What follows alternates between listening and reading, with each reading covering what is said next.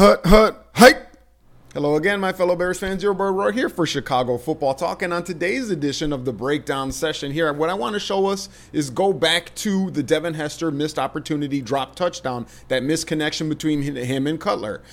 It apparently looked like the ball went through Devin Hester's hands, so some of us blamed Devin Hester. It also looked like Jay Cutler threw the ball high off his back foot, so some of us blame Jay Cutler. What I want all of us to do in this little exercise is to go back and remember, who did we blame on this play? Now that we have done that, let's go ahead and take a look at what we saw from the broadcast angle, and then I want to give you the rest of the evidence, and then we can make a final determination, if you will, after that. So as they say, roll the tape, Johnny. Now, what I want you to notice as we look at what we saw in the broadcast version is we don't even see Devin Hester in the view here, right? We don't see anything but Brandon Marshall and the line and the Rams. As we move forward, we see that Jay Cutler is already starting to throw the ball, and the pocket appears to be clean. We don't see any reason why Jay should have to hurry this ball and throw it off his back foot. Now, as you move forward, I freeze frame it right here, and what you notice actually is there is a Rams defender in his way that appears to be close to touching his arm on this play. And then finally, we see Devin Hester appears to be wide open, and the ball appears to go through his fingers. How could Jay throw off his back foot high? How could Devin Hester miss this ball and mistime his jump? Now, let's take a look at the further evidence, what's known as the coach's film. This is the All-22 NFL Rewind. So now we're going to look at some extra evidence that we didn't have available to us unless you're a subscriber.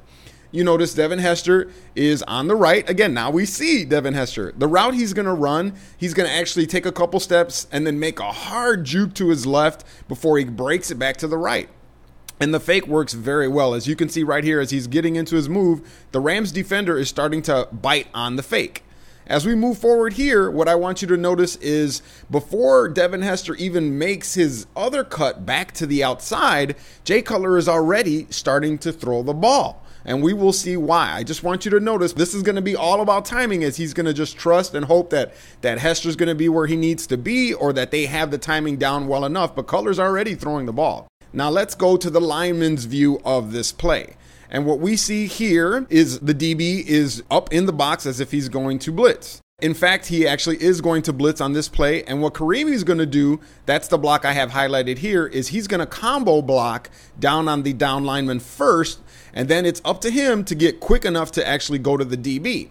As we move forward, you see him executing the combo block and the DB starting to go through the blitz hole. And then we notice that Karimi misjudged the quickness of the DB, as the DB is already by him before Karimi is in any sort of, this is a bad positioning right here, as his shoulders are already turned. And this is what Jay Cutler sees too. We see he hasn't thrown the ball yet. This is when he's basically already into the motion of him throwing the ball, and we see Karimi reaching for the DB. So the guy basically comes in scot-free.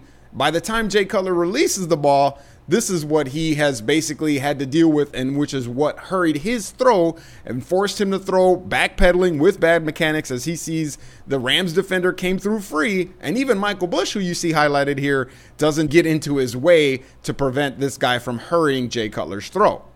So I hope that this little exercise has shown you that, you might want to, it's one thing to have a judgment when you're watching the game live, but now that we have the NFL coaches film available to us, and this is the first year it's ever been available to us, we may want to take into consideration before we start calling for people's heads that there might be more evidence out there in terms of what actually affected the play. I hope you enjoyed this little exercise. It's something that we should all just take into consideration. Football's a very passionate game, but you want to hold your judgment and realize that there's things that we don't see. All right. As always, for Chicago Football Talk, your boy Roy. Stay tuned for more breakdowns. Peace, and I'm out.